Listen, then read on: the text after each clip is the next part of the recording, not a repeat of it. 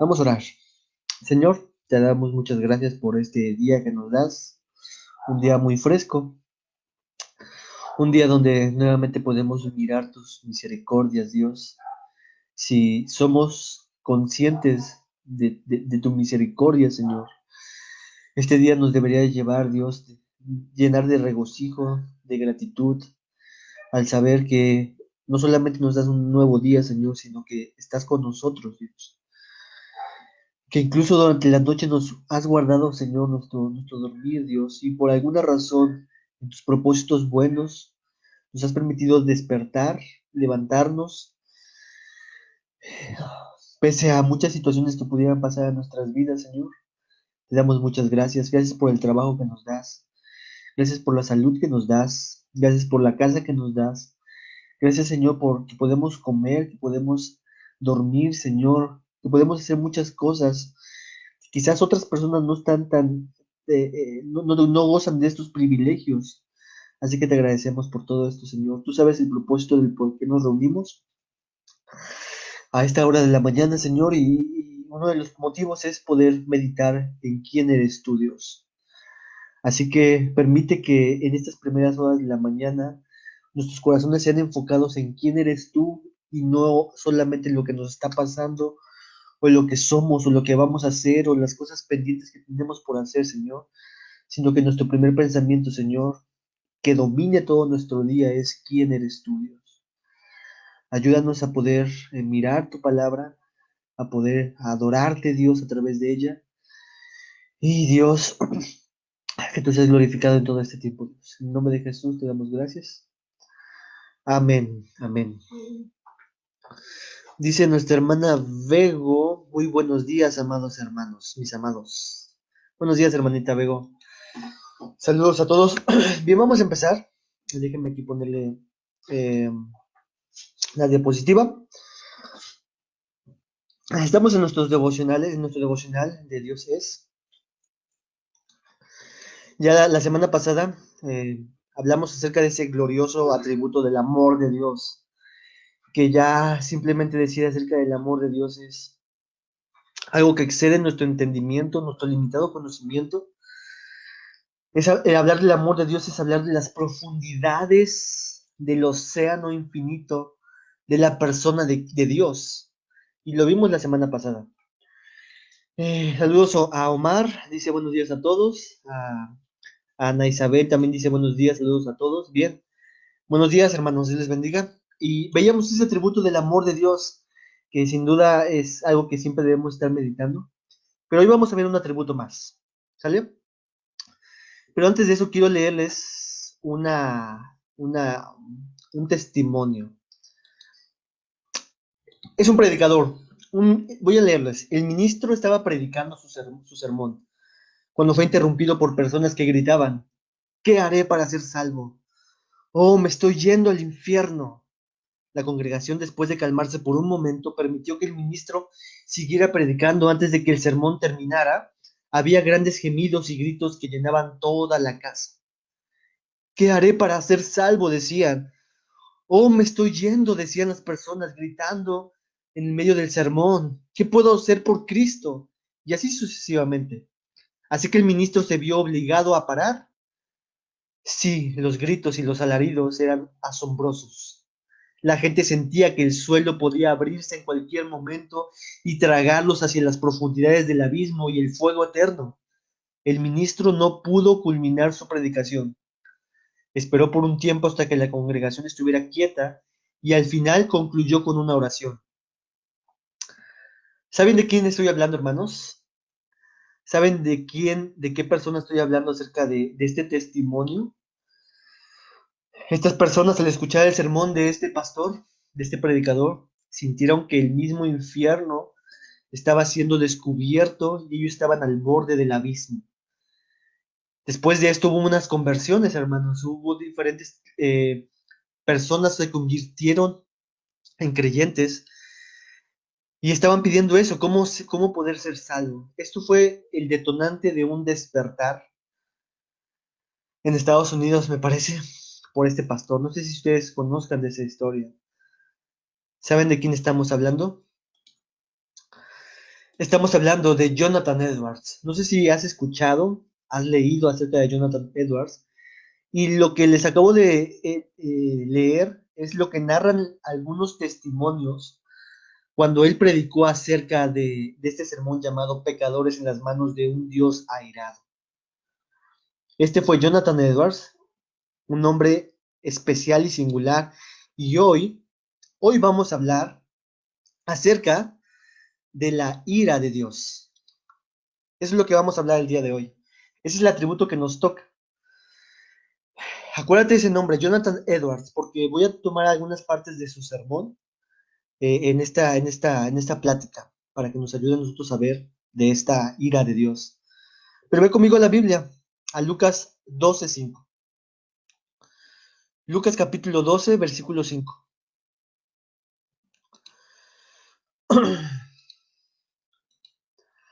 Y dice así, pero os enseñaré, este es Jesús hablando, a quién debéis temer. Temed a aquel que después de haber quitado la vida, tiene poder de echar en el infierno. Sí, os digo, a ese temed. Hermanos, no sé si ustedes son como yo, pero yo creo que muchas veces, o muy pocas veces, meditamos en el atributo de Dios, de la ira de Dios. Es más fácil meditar en su fidelidad, en su bondad, en su amor, en su paciencia, pero muy pocas veces, o casi ninguna, no creo que nos paremos por las mañanas a decir, hoy voy a meditar en la ira de Dios. ¿O sí? No sé si alguien de los que están aquí conectados, ¿cuándo fue la última vez que pensaste de manera consciente e intencional e incluso te parases precisamente a eso, a meditar en la ira de Dios, profundamente, vívidamente en la ira de Dios? ¿Quién lo ha hecho? ¿Cuándo fue la última vez que pensaste en esto? Normalmente pensamos en otros atributos de Dios, pero en la ira de Dios, creo yo, es uno de los atributos que quizás no traemos tanto a nuestra mente, a nuestro corazón. Pero sin duda, hermanos, este atributo de Dios es necesario a su naturaleza. Es una de sus perfecciones divinas. Y cuando pensamos en el término o actitud de la ira, puede ser que algunos de ustedes piensen cuando eras pequeño e hiciste algo que tus papás te prohibieron hacer y ya sabías lo que te esperaba, la ira de tu padre o de la ira de tu madre. En mi caso es más como la ira de mi madre.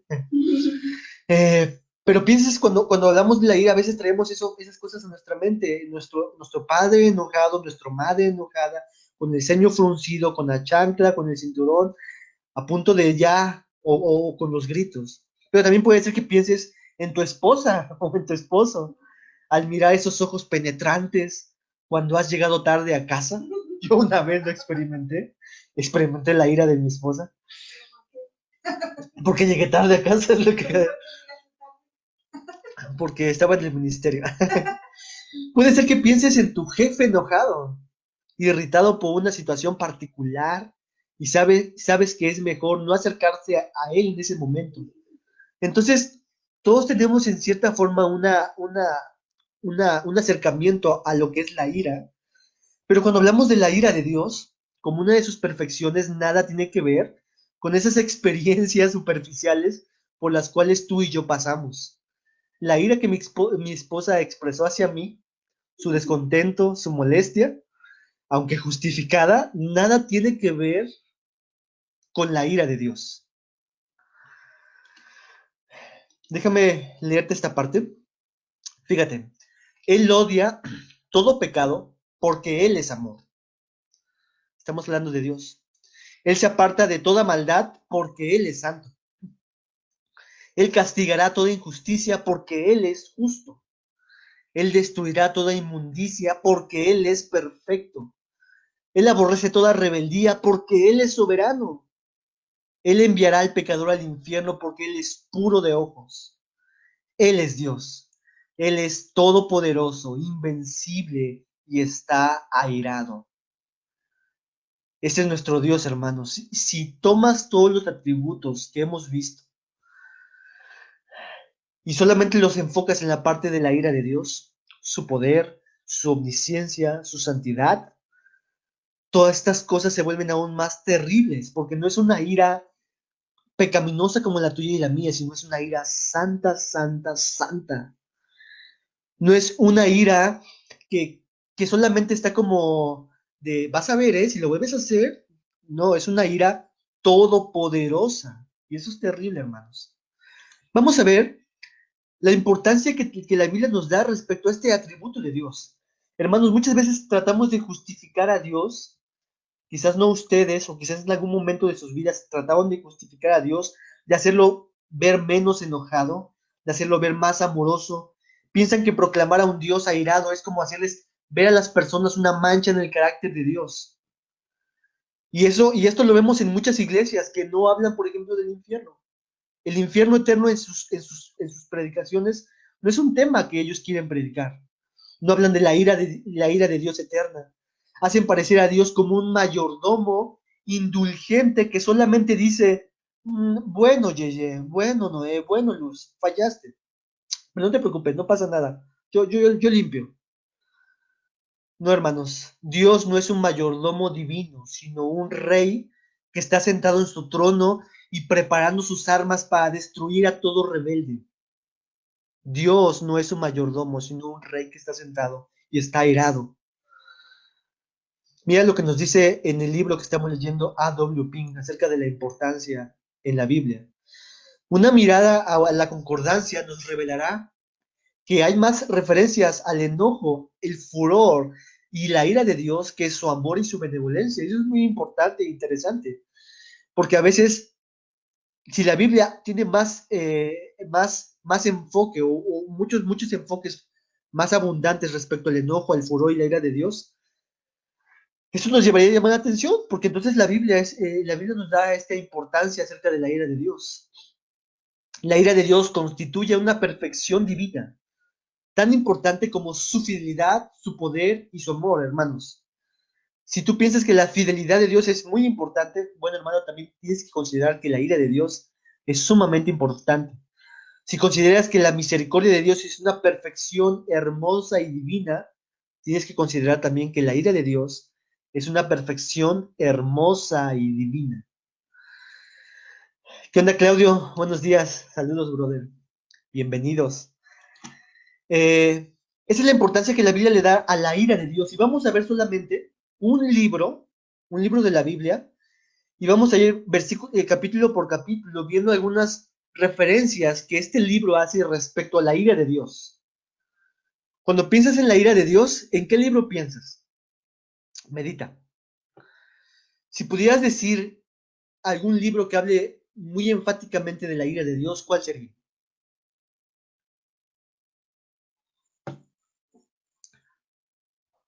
¿Cuál crees, amor?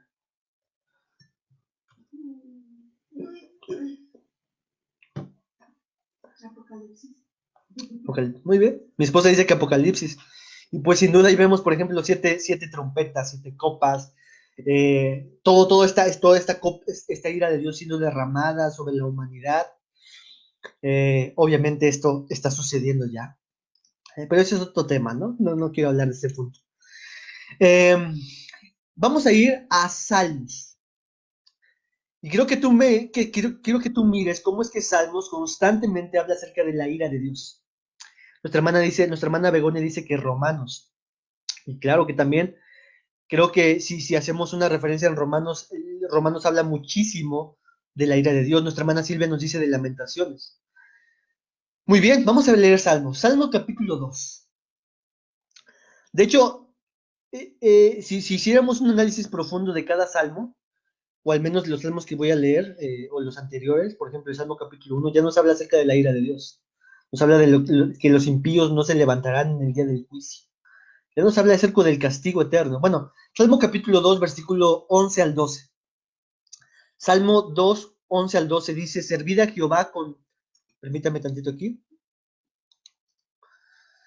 Aquí están los textos para que vayamos viendo poco a poco. Salmos 2, 11 al 12. Dice, servid a Jehová con temor y alegraos con temblor. Honrad al Hijo para que no se enoje y perezcáis en el camino.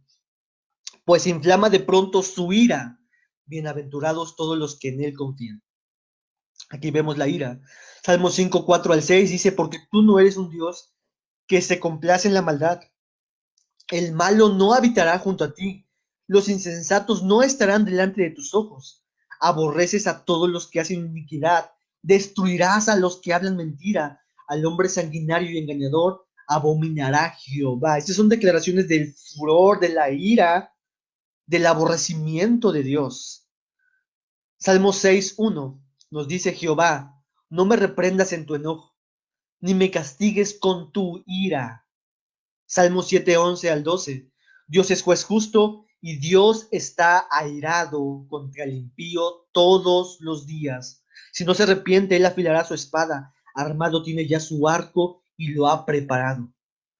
Salmo 11, 5 al 6.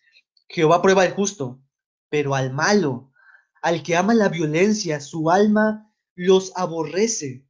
Sobre los malos hará llover calamidades, fuego, azufre, viento abrasador, será la porción del cáliz de ellos. Salmo 12:3. Jehová destruirá todos los labios lisonjeros y la lengua que habla jactanciosamente. Salmo 21:8 al 9. Alcanzará tu mano a todos tus enemigos, tu diestra alcanzará a los que te aborrecen. Los pondrás como horno de fuego en el tiempo de su ira. Jehová los deshará en su ira y fuego los consumirá. Vemos cómo todos estos salmos y muchísimos otros más, solamente para enfocarnos en el libro de Salmos, nos hacen esas expresiones de la ira, del aborrecimiento, de que Dios destruirá, de que Dios manifestará su ira, de que Dios está enojado, que Dios destruirá al injusto, al enemigo, que está afilada su espada. Entonces vemos cómo es que este Dios en estos salmos se revela. Y solamente es una mirada rápida a alguno de estos salmos. Y se deja ver con mucha claridad que los salmistas no ocultaban el carácter de Dios, este carácter de Dios, la ira de Dios, sino que para ellos era sumamente importante, tan importante que era un motivo de temer a Dios, de honrar a Dios, de reverenciar a Dios, de orar a Dios, e incluso cantaban acerca de la ira de Dios. ¿Tú te imaginas eso? En la iglesia no sé si lo han hecho, pero yo no, al menos no lo he hecho, pero no creo que estemos cantando un canto que hable acerca de la ira de Dios. Pero los salmistas lo hacían, componían inspirados en el carácter santo y airado de Dios. Pero quizás el profeta, el salmista, el rey que habló más de la ira de Dios, ¿quién crees que fue? ¿Quién crees que fue? Mi esposa dice que Jesús, el profeta, el salmista, el rey que habló más de la ira de Dios, fue Cristo Jesús. Fue Jesucristo. Muchos consideran que Dios del Antiguo Testamento es uno con el ceño fruncido, enojado, airado, pero que Dios del Nuevo Testamento, Jesús, es uno amoroso, tierno, compasivo. Pero esta declaración, hermanos, está totalmente alejado de la realidad e incluso es herética, porque estamos diciendo que hay dos tipos de dioses y no, la Biblia nos presenta un Dios único, que es el mismo ayer, hoy y siempre. Pero es Jesús mismo, hermano, es Jesús mismo, el Hijo de Dios, quien hablará de forma más clara y vívida acerca de la ira de Dios. Y si pudieras contar todas las veces que Jesús hizo referencia al castigo eterno, a la perdición eterna, al infierno, a la ira de Dios, entenderíamos que para Jesús y para nosotros es un tema que tenemos que predicar, hablar, meditar, considerar muy importante, pues Jesús, siendo Dios, nos habló más y advirtió más de la realidad espantosa de la ira de Dios que cualquier otra persona. Si somos seguidores de Cristo y Jesús mucho habló acerca del infierno y de la ira de Dios, ¿no debiera ser una de las cosas que también nosotros estuvieran en nuestros labios constantemente, meditando constantemente, gobernando nuestras vidas constantemente? Él habla, por ejemplo, acerca de esta ira de Dios, como de calabozos y cadenas, de las tinieblas de afuera, del llanto, de crujir de dientes, de la condenación eterna, del castigo eterno. Y para muestra solamente vamos a leer el texto que leímos al principio, porque este es Jesús hablando, diciendo, pero os enseñaré a quién debéis temer. Temed a aquel que después de haber quitado la vida, tiene poder de echar en el infierno. Sí, os digo, a ese temed. Nuestra hermana Constantina se conectó. Saludos, hermana. Buenos días. Este es solamente uno de muchos textos, hermanos, que Jesús habla acerca del infierno. Pero mira que este texto no nos dice que lo terrible es el infierno, sino nos dice que lo que debemos temer, lo terrorífico, lo espantoso, no es el infierno, sino aquel rey del infierno, aquel que gobierna sobre el infierno, aquel que nos echará en el infierno. Ese es a quien debemos de tener, aquel que manifestará su ira eterna sobre ese pecador. Jesús nos advirtió de ese lugar. Y ese Dios airado está contra el pecador. Y esto sucederá algún día. Pero aún más. Por ejemplo, la Biblia nos habla de que Jesucristo sería el varón de dolores. Y cuando hablamos del sufrimiento de Cristo, no debiéramos pensar que su sufrimiento solamente fue un camino tormentoso a la cruz, donde hubo desprecios, insultos, donde sería golpeado, donde sería su cuerpo tratado como un trapo sucio, donde su cuerpo recibiría azotes terribles, hermanos. Los azotes romanos no eran para que, no eran algo ligero, sino era casi la muerte misma en esos azotes. El escarnio que recibió con aquellos que quizás alguna vez le ayudó, los clavos, esos clavos que atravesaron sus manos, el cargar esa cruz pesada, la corona de espinas en su cabeza, todas estas cosas, aunque fueron terribles, esa no fue la agonía más intensa que sufrió Jesucristo. Mira conmigo un texto, Mateo 26, 37 al 39. Aquí están sus pantallas, Mateo 26, 37 al 39. Y este es Jesús ya casi el momento de ser arrestado para ser enjuiciado. Y dice el versículo 37, y tomando a Pedro y a los dos hijos de Zebedeo, comenzó a entristecerse y a angustiarse en gran manera, hermanos. No vamos a ver otro texto de la Biblia donde veamos a Jesús decir tener estos sentimientos y estas expresiones. Entristecerse y angustiarse en gran manera. La pregunta es, ¿de qué se está entristeciendo? ¿De qué se está angustiando de esta gran manera? Versículo 38. Entonces Jesús les dijo, mi alma está muy triste. Nuevamente vemos esa expresión, hasta la muerte. Quedaos aquí y velad conmigo. Yendo un poco adelante, se postró sobre su rostro, orando y diciendo, Padre mío, si es posible, pase de mí esta copa, pero no sea como yo quiero, sino como tú. Vemos esas expresiones intensas de Jesús, que solo en ese momento fueron expresadas y redactadas por la inspiración del Espíritu Santo acerca de Cristo. Es entristecerse, angustiarse en gran manera, muy triste hasta la muerte. Y la petición que Jesús hizo 3 veces, la misma oración, pasa de mí esta copa. En el libro de Lucas se nos describe que en estas oraciones que Jesús hizo, hubo un momento donde Jesús sudó gotas de sangre por lo intenso de ese momento. ¿Qué es lo que tenía afligido, angustiado a Cristo? ¿Cuál es esa copa que es la cual está pidiendo que pase de mí esta copa? Hermanos, como lo hemos escuchado en la iglesia, esa copa es la misma ira santa, todopoderosa de su Padre, que sería derramada sobre él. Vemos a Jesús ya en el momento de su crucifixión, cuando dice en Mateo 27:46 que cerca de la hora novena Jesús clamó a gran voz diciendo, Elí, Elí, lama sabactani. Esto es, Dios mío, ¿por qué me has desamparado? La ira de Dios, hermanos, estaba sobre el Cordero de Dios. Hermanos, la ira de Dios es algo terrible, terrible, espantoso. Jesús nos advirtió de ella, pero Jesús incluso tuvo que soportarla y no solamente soportarla, sino absorberla. Su cuerpo fue como una esponja sumergida en la profundidad de la ira de la copa de Dios. Y Jesús estaba absorbiendo la ira en su propio cuerpo. Pero él no hizo ningún mal, hermanos. Él no fue un pecador. De sus labios no salieron mentiras como las tuyas y las mías. De sus pensamientos no brotó ningún sentimiento, ningún rencor contra sus hermanos, contra Judas mismo, contra Pedro. De Jesús no vemos nada de eso, hermanos. Jesús fue perfecto, de corazón, de pensamientos, de sentimientos, todo lo hizo bien. Pero cuando Jesús cargó tus pecados, mis pecados, cuando Dios lo hizo pecado, hermanos, entonces sí, Dios lo trató como el más terrible de los pecadores y lo llevó hasta la misma muerte.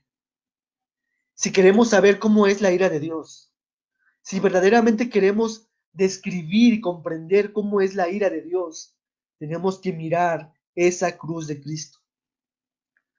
Dios está airado contra el pecador y el pecado.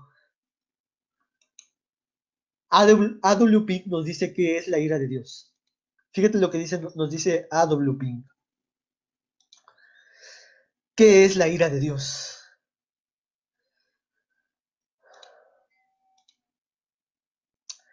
La ira de Dios es su eterno aborrecimiento de toda injusticia. Es el desagrado e indignación de la rectitud divina ante el mal. Es la santidad de Dios puesta en acción contra el pecado. Es la causa motriz de la sentencia justa que pronuncia contra los que actúan mal. Eso es lo que nos dice A.W. Pink acerca de lo que es la ira de Dios.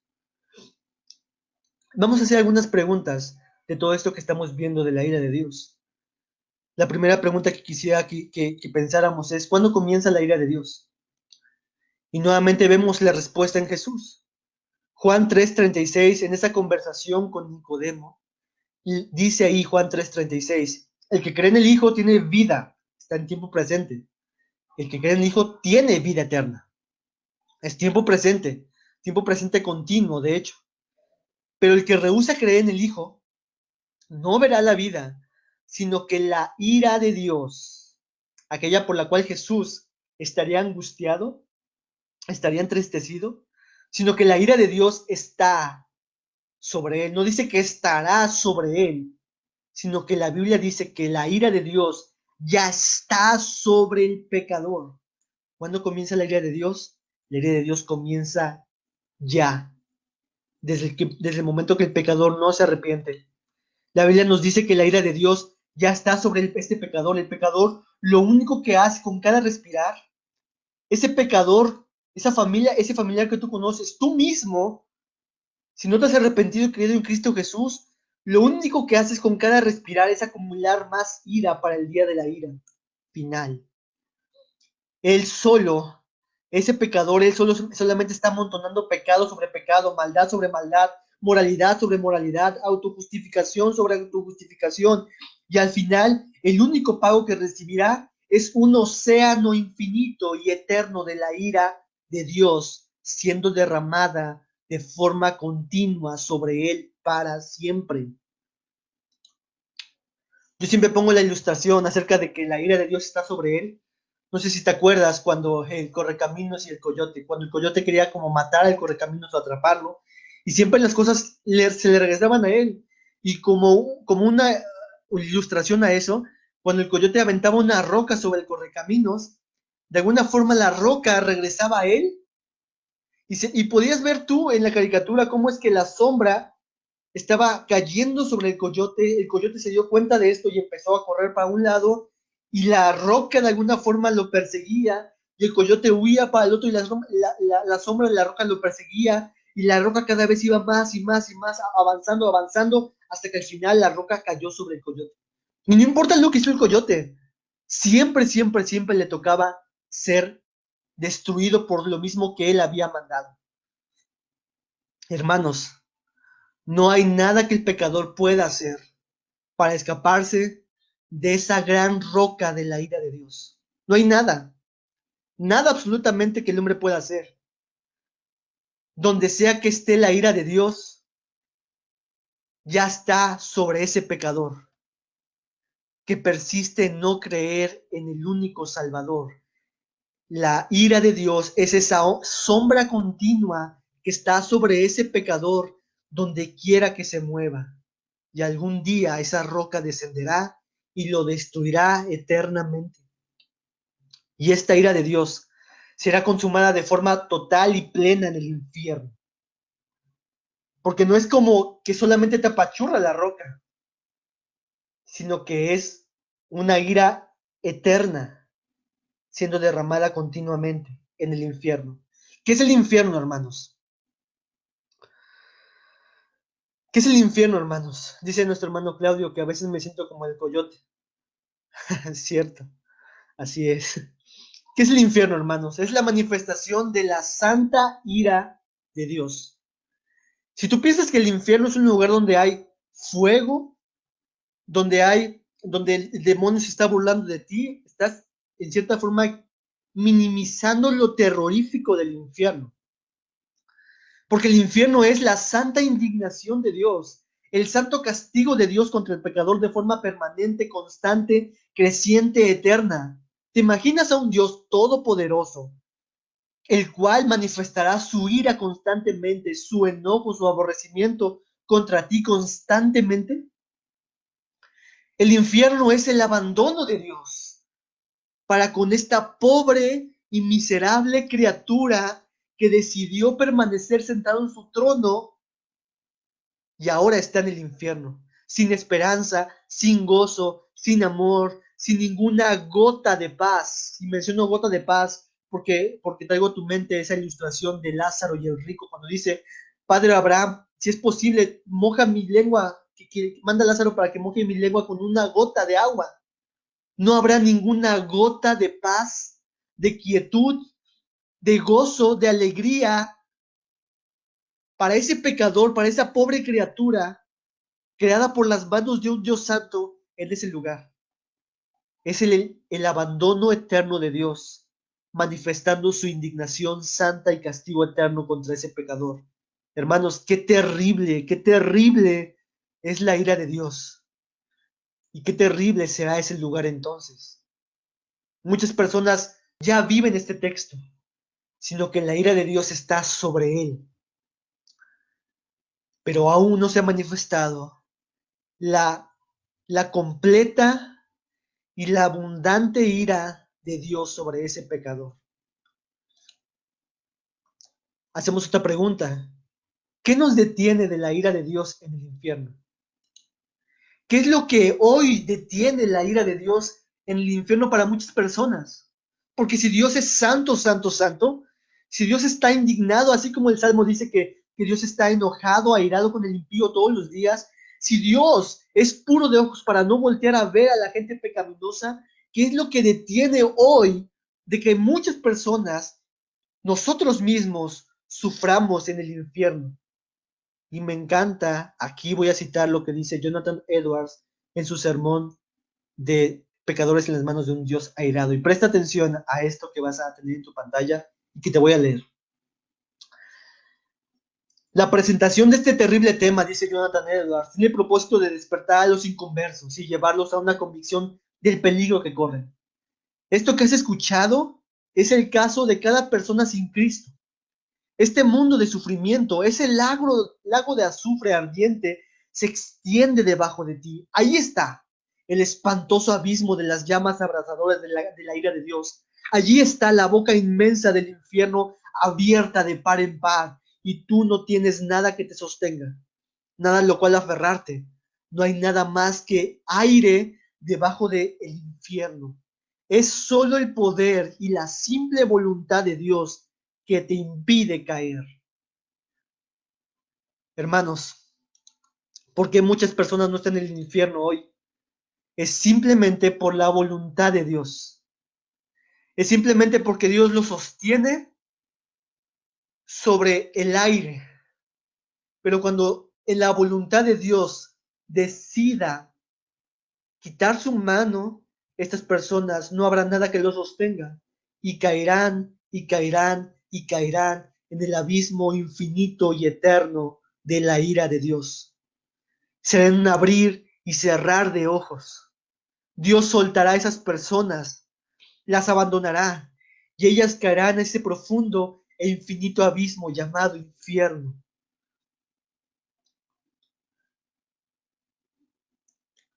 Hermanos, Paul Washer hace una referencia a esta parte de la ira de Dios y la gracia de Dios, y la representa de esta forma. La ira de Dios es como una represa que cada día se va más acumulando con la ira de Dios, una represa de azufre, con cada respirar de ese pecador, con cada acto pecaminoso, esta represa va llenándose más y más y más, está al borde, está a derramarse, pero Cristo con una mano está sosteniendo esa represa, está evitando que esa represa se suelte y sea derramada sobre este pecador, esta criatura pequeña, indigna, indiferente. Cristo está tomando con una mano está sosteniendo esa represa y con la otra mano está llamando al pecador. Ven, arrepiéntete. Ven, aquí estoy para salvarte. Corre a mí. Renuncia a quién eres tú. Salva, corre, huye por tu vida. Aférrate a mí. Pero un día, dice Paul Washer, Cristo ya no llamará más al pecador, retraerá su mano de gracia y su mano que retenía la ira de Dios, ese contenedor de esa represa del pecado y de la ira de Dios, también será quitada. Y entonces todo un caudal, todo un mar, todo un océano fuerte, impetuoso, destrozará a ese pecador constantemente, eternamente, y lo consumirá eternamente a ese pobre y desventurado pecador. Hermanos, la ira de Dios es terrible, terrorífica. Mira cómo Jonathan Edwards continúa hablando acerca de todo esto.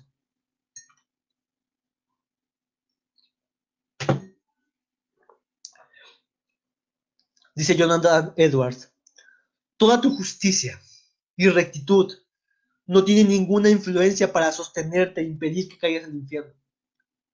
Tal como la tela de araña no puede detener una roca al caer, Dios te mantiene sobre el abismo del infierno, muy parecido a como sujeta a un insecto repugnante sobre el fuego. Es solo por eso y ninguna otra cosa que no fuiste al infierno anoche, que pudiste despertar una vez más en este mundo después de haber cerrado tus ojos para dormir. Y no hay ninguna otra razón sino la mano de Dios por la cual no has caído en el infierno desde que te levantaste esta mañana. La ira de Dios ya está sobre el pecador. Y como dice Jonathan Edwards del texto que tomó como base para su sermón, a su tiempo su pie resbalará. A su tiempo Dios lo abandonará. A su tiempo Dios lo soltará a ese mar, a ese océano de la ira de Dios. Hermanos,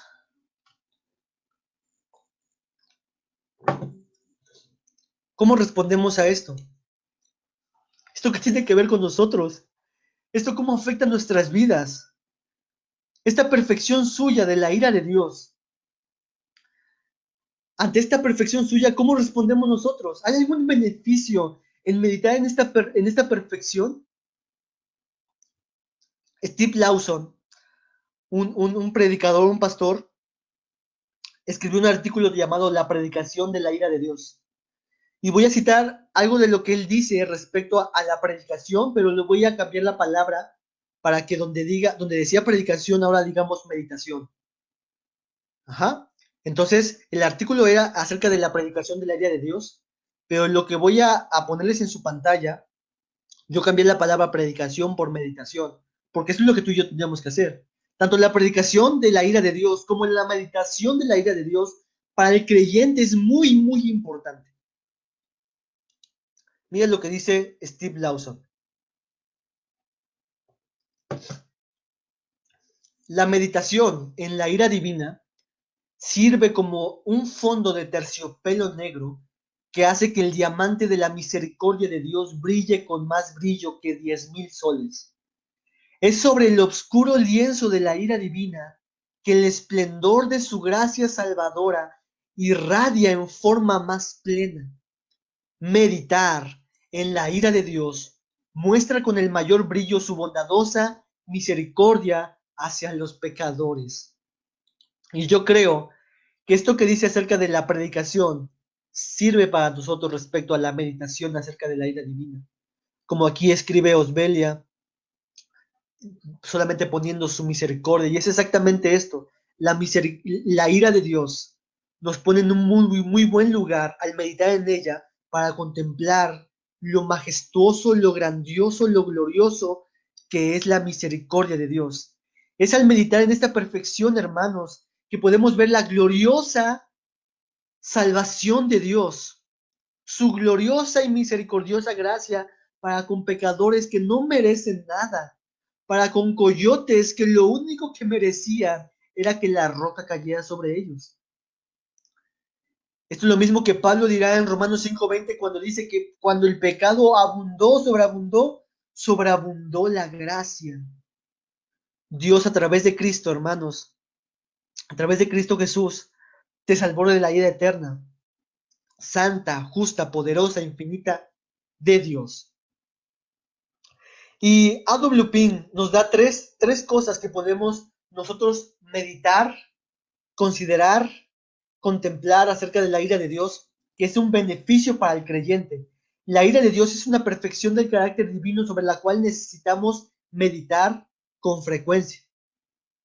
Y en primer lugar, lo que dice A.W. Pink es que en el meditar en este atributo de Dios es para que nosotros podamos ser despertados, nuestros corazones sean despertados, debidamente inculcados hacia el odio que Dios siente contra el pecado.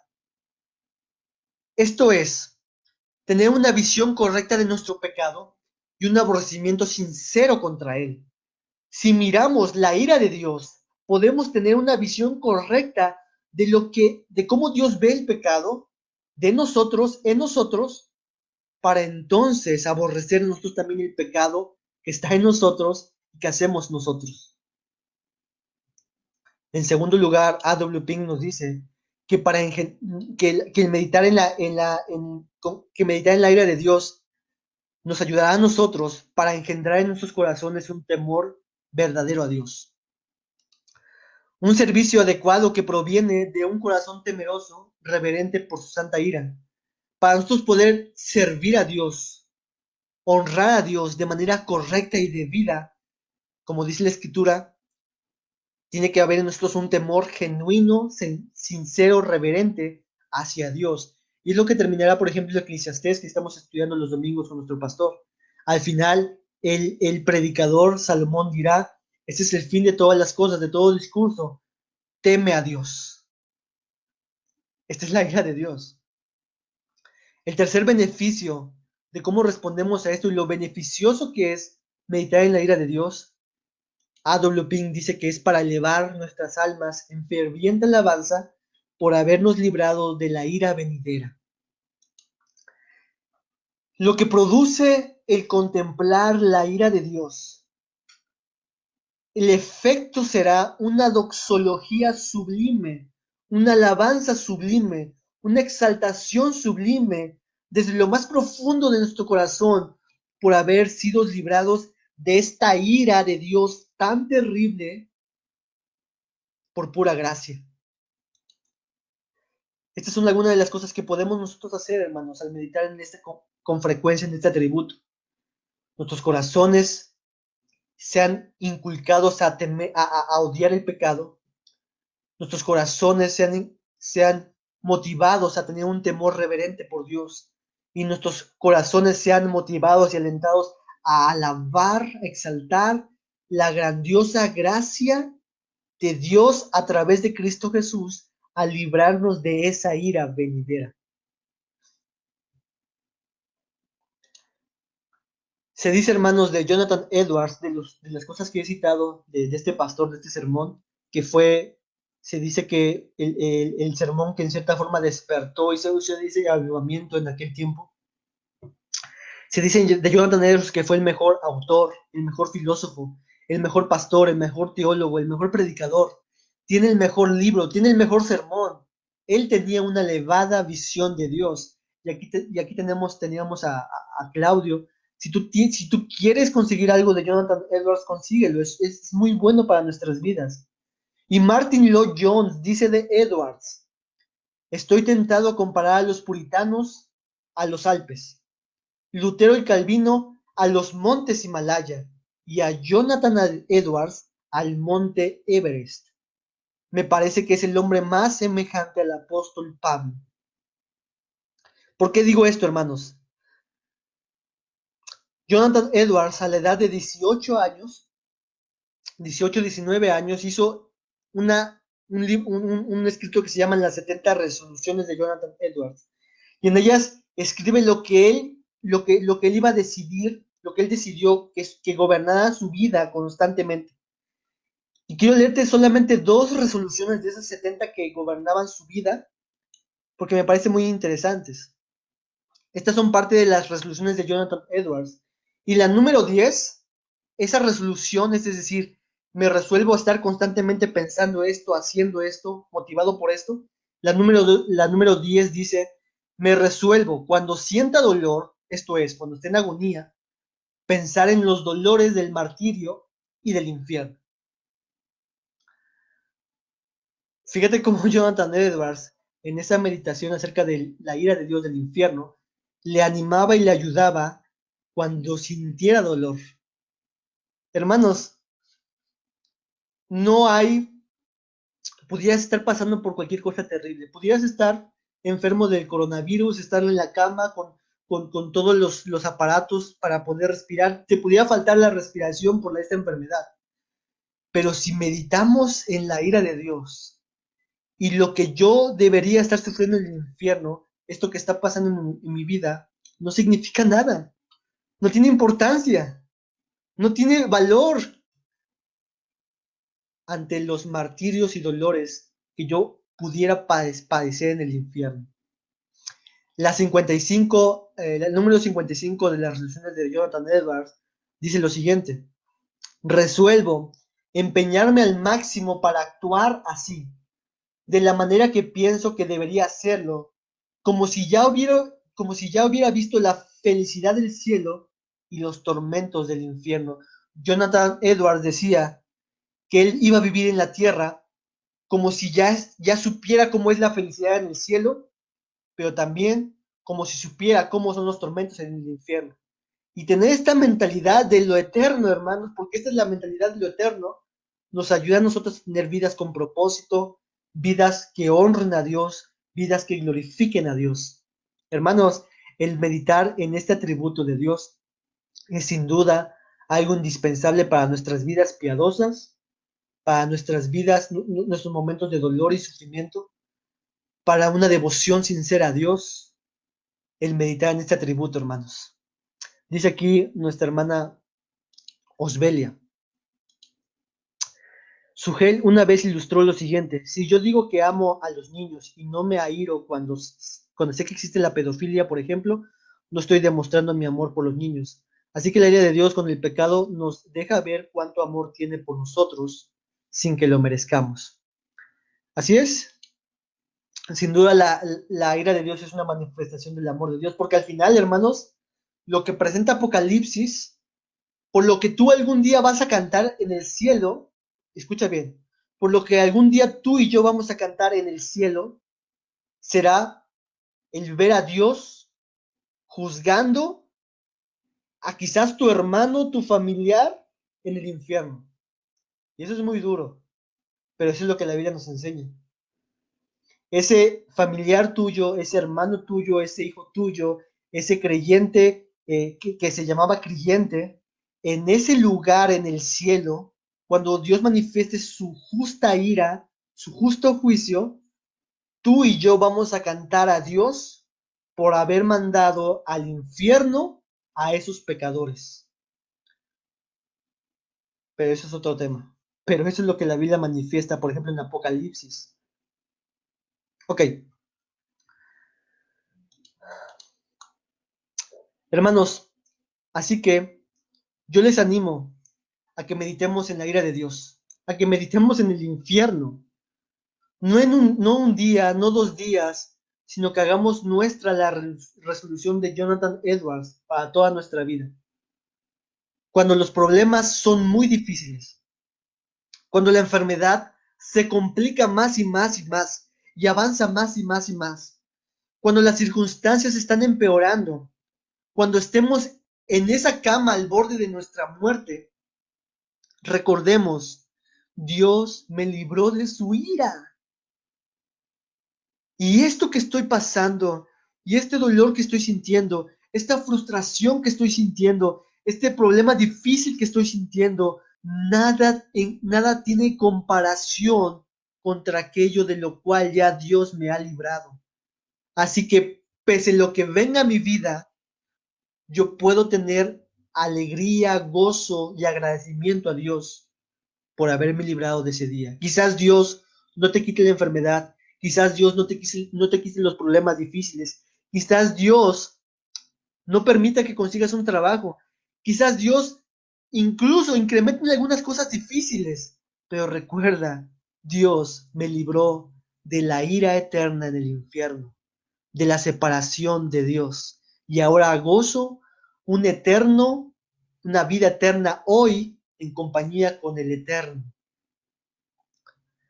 Y entonces, hermanos, el meditar en la ira de Dios nos ayuda a vivir siempre agradecidos, vivir con propósitos, vivir para anunciar las virtudes de Dios, para vivir para mortificar el pecado del cual Él nos ha librado, vivir para su gloria y alabanza. Como dice Jonathan Edwards, como si yo hubiera visto la felicidad en el cielo y los tormentos del infierno. Hermanos, bendito sea nuestro Cristo, nuestro Salvador, quien fue la propiciación de nuestros pecados, de pura gracia, la ira de Dios. Vamos a orar, hermanos, antes de despedirnos. Señor, te damos muchas gracias por este atributo que está manifestado y que no está ocultado en tu palabra, Dios. Y que como vimos hoy es terrible, es grande, es sin duda algo terrorífico, Señor. Para Cristo mismo fue eso, un momento angustiante, un momento de suma tristeza, donde Él derramó gotas, su sudor eran como gotas de sangre. Señor, Él sabía cómo era la ira. Señor, ayúdanos para que este día y todas las semanas, Señor, y todos nuestros días, meditemos en tu ira santa, Dios. Meditemos en la inmensidad, en la enormidad de tu santa indignación, de tu santo furor, y que esto nos mueva, Dios, a ser reverentes, a temerte y a vivir vidas agradecidas a ti, Señor, pese a cualquier situación que pase en nuestras vidas. Porque si somos hijos tuyos, tú nos has librado de esta ira, Dios, que ya está sobre muchas personas y que será manifestada en el tiempo por venir. Señor, ayuda a mis hermanos, ayúdame a mí, Señor, a mi esposa, ayuda a la IBEX, Señor, ayuda a la iglesia a que podamos, Señor, considerar este atributo y que esto pueda ayudarnos y alentarnos a mirar de qué Dios nos libró, de qué Dios nos salvó y hacia dónde vamos ahora.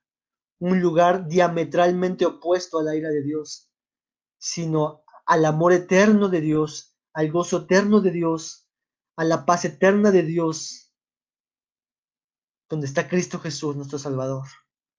Te damos gracias por todo. Ayúdanos en este día, en el nombre de Jesús. Amén.